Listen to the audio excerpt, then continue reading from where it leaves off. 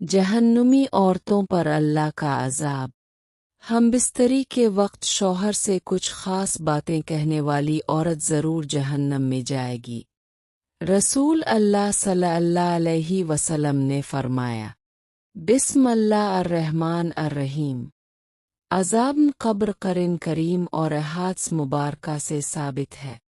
जिस तरह दुनिया में आने के लिए माँ का पेट पहली मंजिल है और इसके हालात दुनिया की ज़िंदगी से मुख्तलिफ होते हैं, बिल्कुल इसी तरह दुनिया से आखरत की तरफ मुंतकिल होने के एतबार से क़ब्र का मकाम और दर्जा है। क़ब्र आखरत की मंजिलों में सबसे पहली मंजिल है और इसके हालात को हम दुनियावी ज़िंदगी के साथ मवाजना क़ियास नहीं कर सकते। अज़ाब क़ब्र से मुराद वो सज़ा है जो मौत के बाद से लेकर क़यामत तक, यानी दोबारा ज़िंदा किए जाने से पहले तक, अल्लाह ताला के नाफरमानों को दी जाती है। नबी करीम सल्लल्लाहु अलैहि वसल्लम नमाज के तशहुद में और अपनी दीगर दुआओं में अज़ाब क़ब्र और क़ब्र व हश्र के फितनों से कसरत से अल्लाह की पनाह मांगा करते थे। हज़रत इमाम खालिद बिन खालिद बयान करती हैं कि मैंने सुना, नबी करीम सल्लल्लाहु अलैहि वसल्लम अज़ाब क़ब्र से पनाह मांगा करते थे। हज़रत आयशा सिद्दीक़ा रज़ी अल्लाह अन्हा बयान फरमाती हैं कि यहूद की दो बूढ़ी औरतें मेरे पास आई और कहने लगे कि क़ब्रों में मर्दों को अज़ाब दिया जाता है। मैंने उनकी बात को झुटलाया और इसे अच्छा ना जाना। वो चली गई। फिर रसूल अल्लाह सल्लल्लाहु अलैहि वसल्लम मेरे पास तशरीफ़ लाए। मैंने अब से उन दोनों औरतों की बात का तज़किरा किया तो आपने फरमाया, उन्होंने सच कहा। क़ब्र वालों को ऐसा अज़ाब दिया जाएगा कि तमाम जानवर इसे सुन सकेंगे। फिर मैंने देखा कि अब जब भी नमाज पढ़ाते तो अज़ाब क़ब्र से पनाह मांगा करते।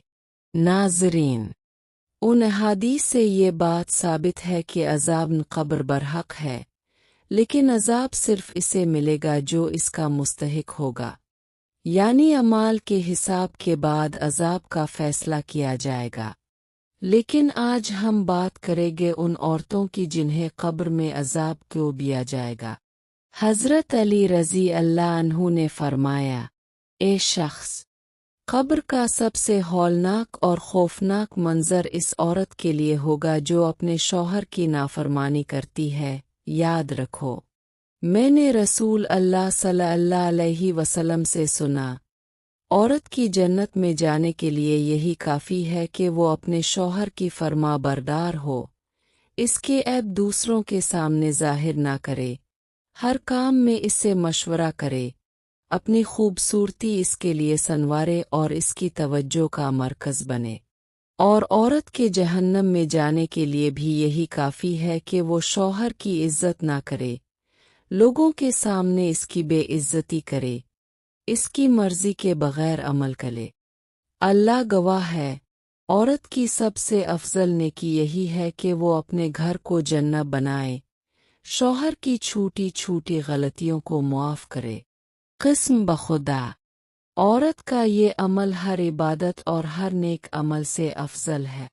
याद रखो, एक ऐसा वक्त ज़रूर आएगा जब मर्द औरतों की मानिंद होंगे और औरतें मर्दों की मानिंद।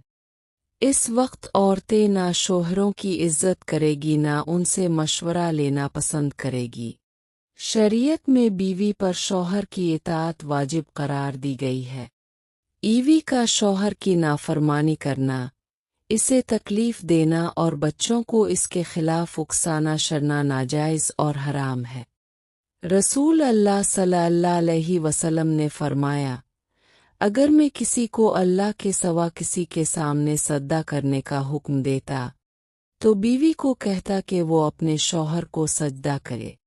हदीस में है कि हज़रत अब्दुल्लाह बिन अब्बास रज़ी अल्लाह अन्हु से रवायत है, रसूल अल्लाह सल्लल्लाहु अलैहि वसल्लम ने फरमाया, मैंने जहन्नम देखी और मैंने इस जैसा मंज़र कभी नहीं देखा।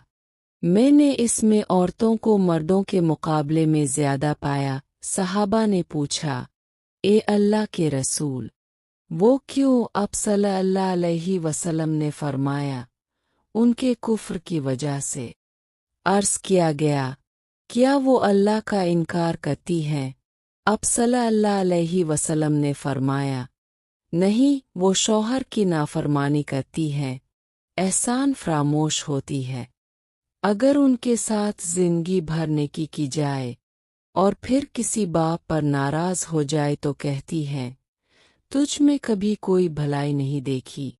यही वो जुमला है जो अगर कोई औरत शौहर से कह दे तो वो जहन्नम में जाएगी। नाज़रीन, अल्लाह ताला हमें अमल साले की तौफीक अता फरमाए। हर शौहर व बीवी के दरमियान मोहब्बत व हम आहंगी अता फरमाए और हमारा खात्मा ईमान पर हो। आमीन।